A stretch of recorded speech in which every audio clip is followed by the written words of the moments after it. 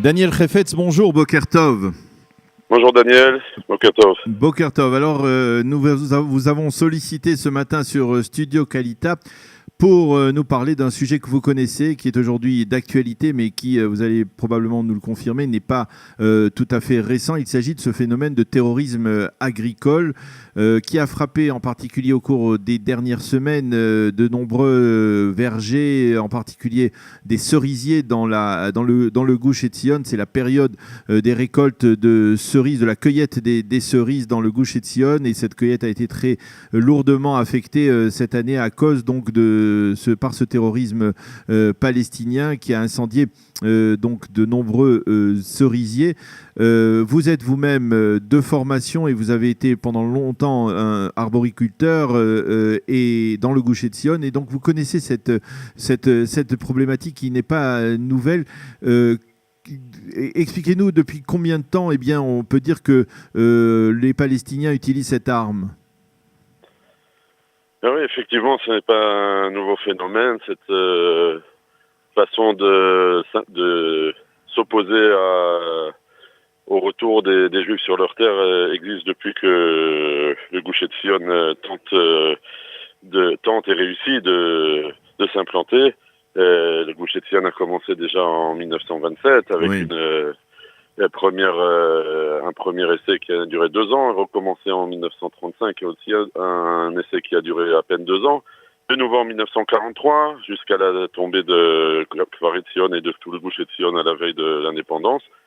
Et depuis 1967, cette année, justement cette semaine, après 51 ans, on a fêté la fin de la 50e année, la fin du jubilé de l'implantation, la nouvelle implantation. C'est une façon de s'opposer et d'essayer de ne pas reconnaître le retour des Juifs sur leur terre, et ce retour s'effectue par la plantation de vergers, entre autres, et de vergers et de kramim, de vignes dans cette région. C'est-à-dire, comment il s'exprime ce terrorisme, que pour nos auditeurs qui ne suivent pas tout à fait l'actualité, on a remarqué, je le disais tout à l'heure, de nombreux incendies au cours des derniers jours de cerisiers, mais vous dites qu'il y a aussi, on va dire, des plantations sauvages de la part des Palestiniens ?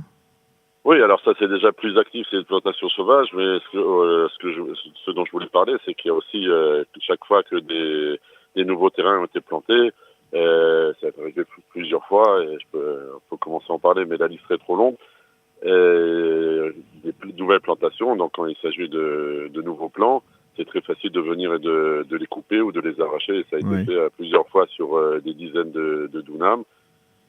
Pendant toutes ces années que j'ai mentionnées, même si on parle du dernier chapitre qui a commencé il y a plus de 40 ans ici le Gush Etzion, alors on a eu souvent des arbres qui ont été coupés. Alors si c'est des jeunes arbres, c'est pas compliqué, c'est pas difficile d'arracher. S'ils sont un peu plus grands, on vient avec des scies, ils viennent avec des scies et ils le font, et c'est aussi tout un travail et tout un investissement qui tombe à l'eau et qu'il faut recommencer.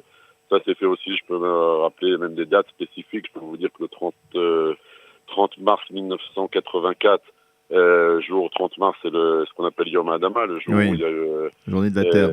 De jour de la Terre, je ne sais pas comment on l'appelle en français exactement, mais où il y a, après avoir terminé pendant un mois un travail énorme de changement de ce qui s'appelle des greffes pour changer la variété de tout un grand terrain de pêche.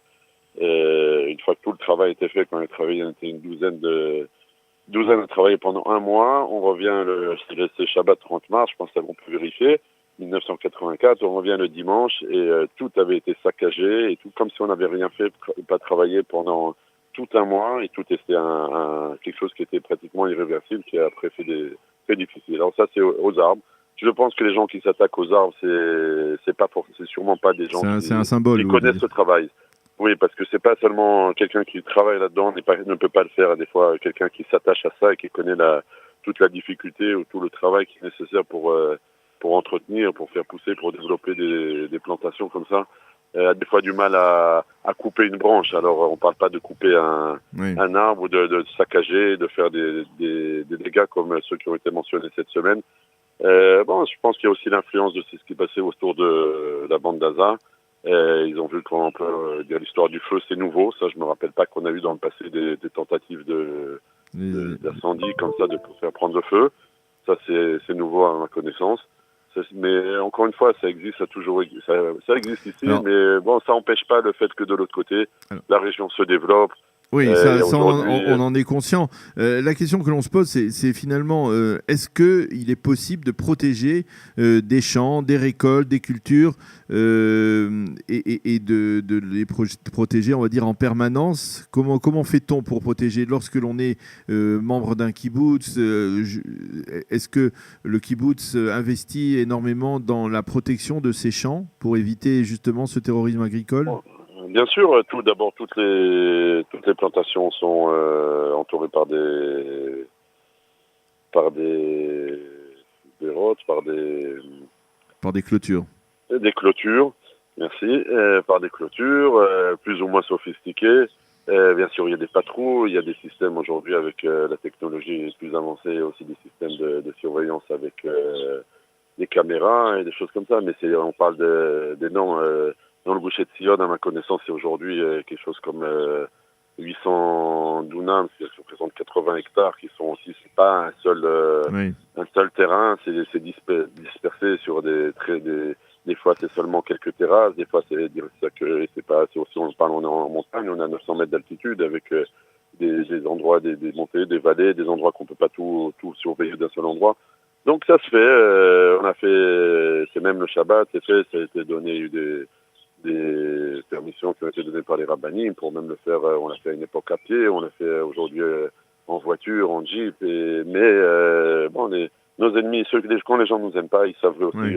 trouver comment le Est-ce que, faire. est-ce que Bon, l'armée participe aussi à ces rondes, à ces... l'armée aussi participe, ça dépend aussi des priorités, bien sûr, et de ce qu'elle peut investir dans ce domaine-là, et de combien aussi des appréciations a priori, parce que c'est pas tout le problème, l'essentiel, c'est d'essayer d'éviter avant. Et une fois que c'est fait, on peut toujours réagir, mais c'est seulement protéger. Et si on veut éviter, c'est la prochaine fois.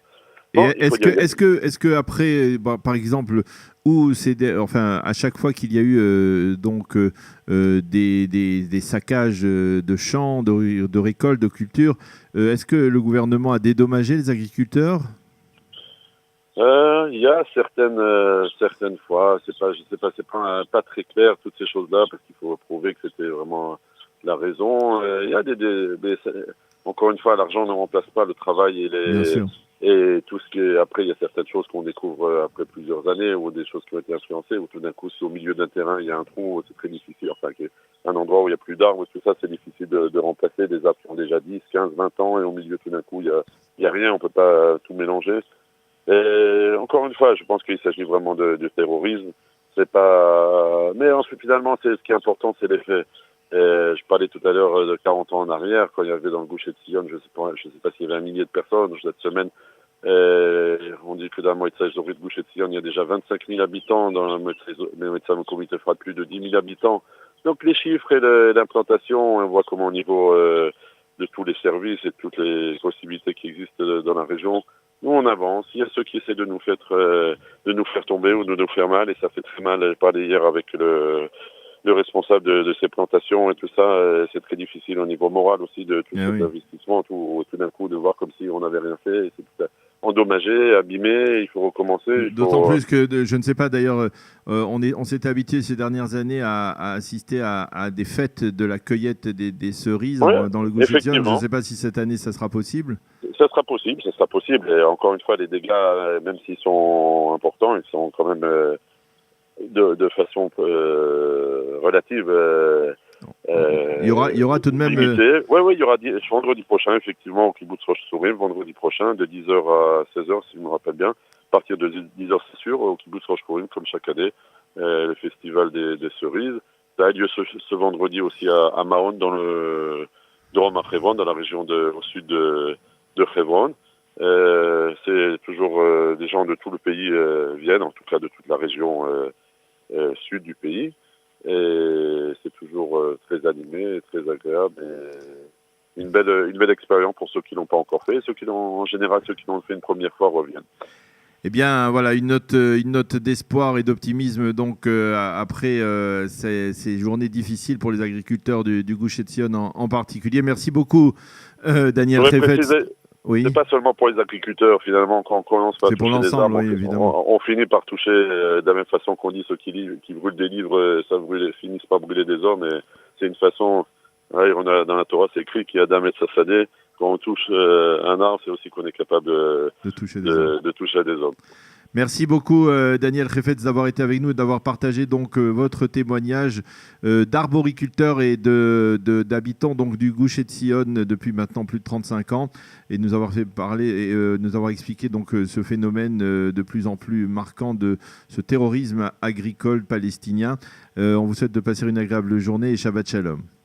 Merci, Shabbat Shalom à tous nos auditeurs.